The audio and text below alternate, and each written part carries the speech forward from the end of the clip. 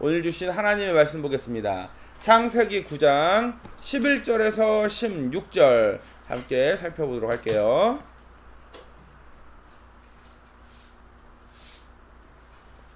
구약 성경이죠.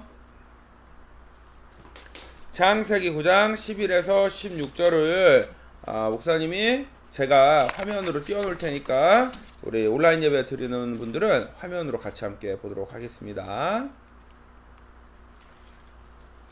같이 한 목소리로 한번 읽어볼까요? 시작. 내가 너희와 언약을 세우리니 다시는 모든 생물을 홍수로 멸하지 아니할 것이라. 땅을 멸할 홍수가 다시 있지 아니하리라. 하나님이 이르시되 내가 나와 너희와 및 너희와 함께하는 모든 생물 사이에 대대로 영원히 세우는 언약의 증거는 이것이니라. 내가 내 무지개를 구름 속에 두었나니 이것이 나와 세상 사이에 언약의 증거니라.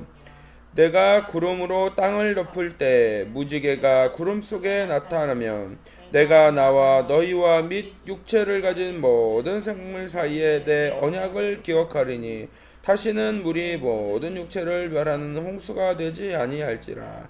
무지개가 구름 사이에 있으리니 내가 보고 나 하나님과 모든 육체를 가진 땅의 모든 생물 사이에 영원한 언약을 기억하리라. 아멘. 오늘 말씀의 제목은 비온 뒤 맑음입니다. 여러분 모두에게 하나님 주시는 큰 은혜가 있길 바랍니다. 우선은 오늘 성경 본문에 관한 영상을 하나 보도록 할게요. 노아. 안녕하세요. 나는 노아예요. 지금부터 하나님의 놀라운 이야기를 들려드릴게요. 아담과 하와가 죄를 지은 후 사람들은 죄 아래에서 아주 악하게 살았어요.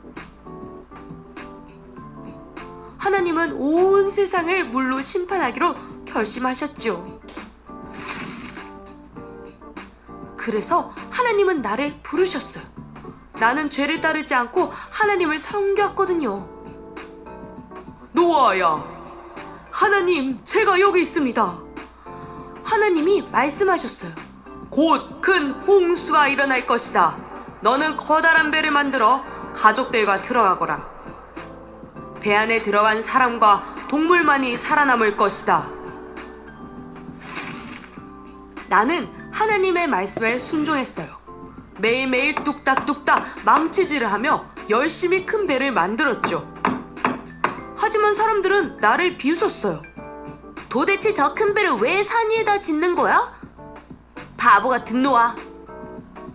쓱싹쓱싹 뚝딱뚝딱. 나는 오랫동안 아주 커다란 배를 만들었어요. 드디어 배가 완성됐어요. 하나님은 동물들을 암수 한 쌍씩 노아에게 보내셨어요.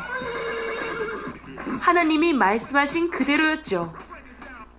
동물들아, 어서와. 3층까지 있으니 천천히 올라가렴. 드디어 출발 준비 끝. 빠진 친구는 없겠죠? 우리 가족과 동물들이 모두 배에 오르자 하나님이 문을 닫아주셨어요.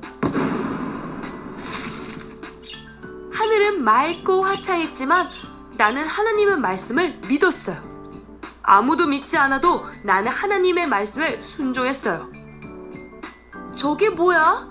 배에 들어갔잖아. 산꼭대기에 배를 만들다니. 오, 가엾은 노아. 정말로 엄청난 비가 오기 시작했어요. 곧 온 세상이 물에 잠겼죠. 긴 홍수가 끝나고 하나님은 무지개를 보여주셨어요. 다시는 물로 세상을 심판하지 않을 것이다. 나의 자녀들을 통해 세상에는 다시 많은 사람들이 살게 되었죠. 내 이야기는 여기서 끝이지만 앞으로 무지개를 볼 때마다 하나님의 약속을 기억해 보세요. 안녕. 네, 여러분 이게 누구에 관한 이야기예요? 노아에 관한 이야기입니다. 노아의 홍수와 방주에 관한 이야기죠. 하나님이 처음에 세상을 만들고 나서 사람들이 엄청 많아졌어. 그리고 사람들이 사는 도시도 굉장히 멋있어지고 동네가 엄청 발전을 했어요. 요즘 막 우리나라처럼 엄청 발전을 했어요. 그런데 문제가 있었어. 사람들이 하나님을 믿고 하나님 말씀대로 살지 않고 악하게 살기 시작합니다. 죄를 지으며 살기 시작해요.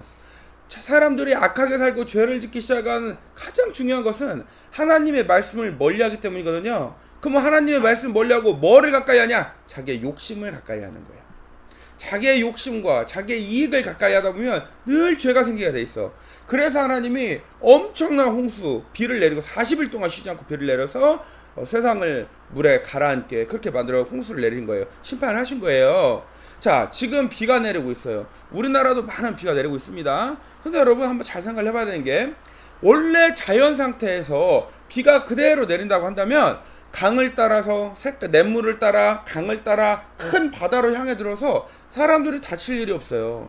그런데 왜 홍수가 나는 걸까? 저기 제주도에 가면은 제주도의 땅의 특징이 있어. 제주도의 땅의 특징이 뭐냐? 벌레가 먹은 것 같은 새까만 돌이 있어요. 구멍이 뚫려 있어. 왜냐면 용암으로 만들었거든. 게다가 제주도는 섬이에요. 비가 내리면 비가 100% 땅으로 빠지거나 바다로 흘러가야 됩니다. 그런데 제주도에도 홍수가 나요. 왜 그럴까요? 사람들이 물이 흘러갈 야 자리에 건물을 만들고, 사람들이 나무가 있어야 할 자리에 땅을 메꾸고, 사람들이 동식물들이 뛰어놀고 자라야 할 자리에 거기에 도시를 만들기 때문에 그런 거예요. 사람의 욕심 때문에 그런 겁니다. 사람의 이기적인 이익, 돈을 찾고자 하는 그런 마음 때문에 그런 거예요. 자, 우리 도시를 만들었어요. 사람들이 살아야지. 그러면 우리가 원시인처럼 정글의 법칙처럼 살 수는 없잖아. 전부 다 목사님처럼 자연인으로 살 수는 없잖아요. 그죠? 그러면 도시를 만들고 집을 만들고 아파트를 세우고 살긴 살아야 돼요. 그런데 자연도 같이 살아야지. 아파트가 이만큼 있으면 자연도 이만큼 있어야 되고, 집이 이만큼 있으면 자연도 이만큼 있어야 돼요.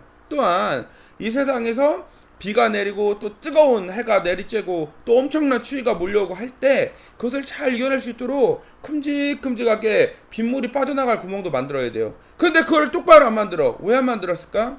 관을, 이만한 빗물관을 만드는 게 아니라 이따만한 빗물관을 만들면 되는데 항상 요만한 관만 만들어요. 왜 그럴까요? 제로비를 아끼려고 하는 거예요.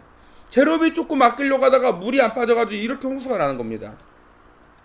이게 광주광역시에서 어제 발생한 홍수라고 해요. 전남대학교 앞이라고 해요. 모든 것이 이렇게 다 잠가버렸어요. 여기가 실제로 가면은 굉장히 넓은 곳이거든요. 대단하죠. 차가 이렇게 다 잠기고, 이것뿐이 아니야. 뭐 보니까 뭐 어마어마한 그런 홍수들이 많이 났어요. 여러분, 자, 지금 하나님은 사람들이 욕심 없이 자연과 서로 더불어 잘 지내면 사람들을 심판을 할 이유가 없어요. 혼낼 이유가 없어요. 비가 내리면 비가 내리는 거고, 날이 더우면 날이 더운 거고, 바람이 불면 바람이 부는 거야. 그런데 그것을 사람의 욕심이 다 자기에게 부메랑처럼 돌아와서 다 이런 자연재해가 되고 마는 거거든요.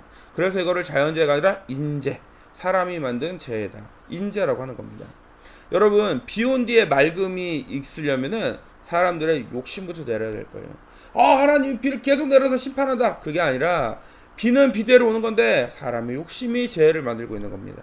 그래서 여러분도 마음속에 항상 그런 마음을 품어야 돼. 저는요, 너의 꿈이 뭐니? 커서 부자가 되는 거는 꿈이 아니야. 부자는 꿈이 아니에요. 돈이란 건 있을 수도 있고 없을 수도 있고, 살아가는데 불편함만 없으면 되는 겁니다. 너의 꿈은 늘 하나님을 기쁘시게 하고 이웃을 사랑하며 사는 것이어야 돼. 너의 소원은 늘 하나님과 함께하는 그런 마음이어야 돼요. 그런 사람만이 복된 삶이 될 수 있습니다. 저기 보니까 목사님 이 얘기도 꼭 하고 싶은데요. 미국의 루즈벨트 대통령이라는 분이 있어요. 프랭클린 루즈벨트. 이분이 무려 대통령을 4번이나 한 분이에요. 대단하지?